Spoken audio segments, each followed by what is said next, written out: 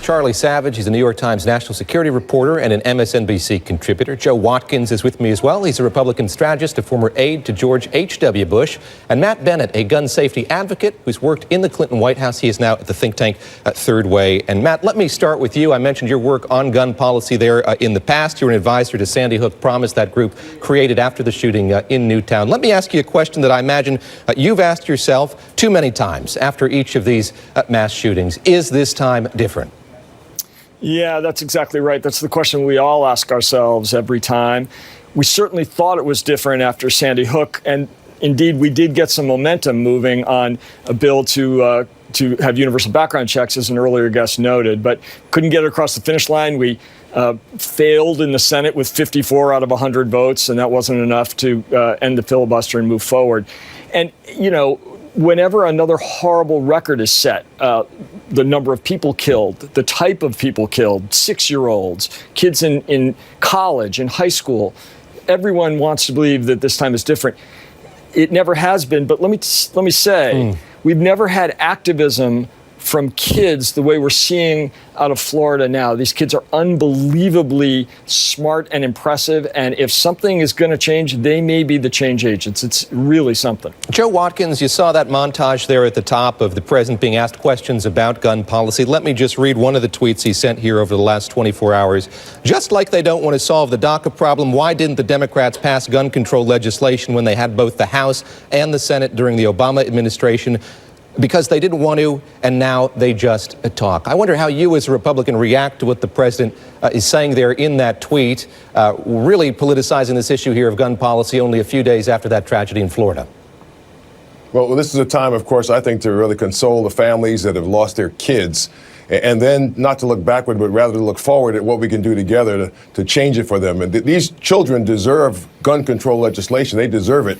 And it's bigger than being a Democrat or Republican. It's all about doing what's right if you've been elected to Congress. It's all about doing what's right to make sure that kids in our schools all across the country are safe. We shouldn't ever have to experience the sadness that we just experienced this past week, and that many parents and family members are still experiencing right now.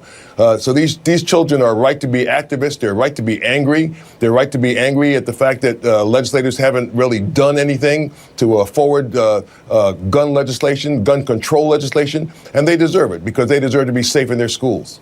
I want to pull up a tweet here, if I could, just sent a few moments ago by Chuck Grassley, who, of course, is the ranking Republican member of the Senate Judiciary Committee. He was weighing in on that indictment that was handed up on Friday. Charlie Savage, I'm going to ask you about it. He says, at real Donald Trump, we can no longer say there is no Russian interferences in our elections since Mueller indictments. I add, Russian goal is to divide Americans. How significant is that to see? Is it seeing that there from the chairman of the Senate Judiciary Committee? When you look at still how fractured some parts of the Republican Party are, there are still those who, and you could include the president in this camp, have not come out and said here with certitude that the Russians did interfere with the political process here ahead of the 2016 election.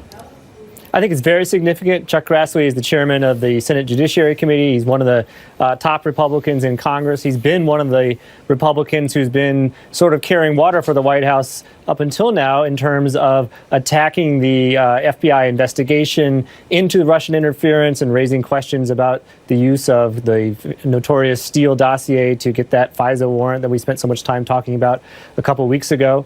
And so to have Chuck Grassley, of all people, coming out and saying, look, we've got to acknowledge that this is real, this really happened, that you can still say there was no collusion, there's no evidence of collusion, maybe there will be, or maybe there won't be at the end of this, but it's sort of beyond dispute that the Russians did meddle in the election. And Trump, in his tweet storm that we've been talking about today, too, was sort of trying to distance himself from the notion that he was saying ever that this was a hoax, that there was no Russian meddling as distinct from the collusion. But of course he was. He was saying the Facebook meddling thing was just made up by Democrats to be an excuse for why they lost the election. And he believes Vladimir Putin when he says the Russians didn't do anything and so forth. After seeing the amount of information laid out in those indictments on Friday, it's really beyond dispute, I think, and that's sinking in as we see even with Chuck Grassley's comment. Matt Bennett, where do we go from here? You look at that indictment, all 37 pages of it, it lays out fairly clearly the size, the scale, the sweeping scale of that apparatus that was interfering with the political system here, according to the special counsel in the political system in the U.S. What do lawmakers do with that? Where do we go from here just knowing that information now?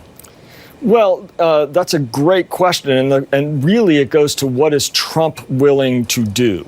Because one of the tweets that you talked about earlier, he attacked his own national security advisor, who gave a speech in Germany basically saying, look, we are under attack from the Russians in this cyber attack. It's a fundamental assault on our democracy, and something has to be done about it. So there's a lot of people in the Trump administration, and certainly in Congress, who want to respond to this Russian assault on the United States. The one guy who doesn't seem to want to engage in this is the president. So it's very hard to know exactly what Congress will be able to do, if anything, if the president doesn't appear to understand the nature of the threat or be interested in any way in responding to it. All right, Matt, thank you very much. Thanks to Joe and to Charlie as well for joining me. And still ahead, the amazing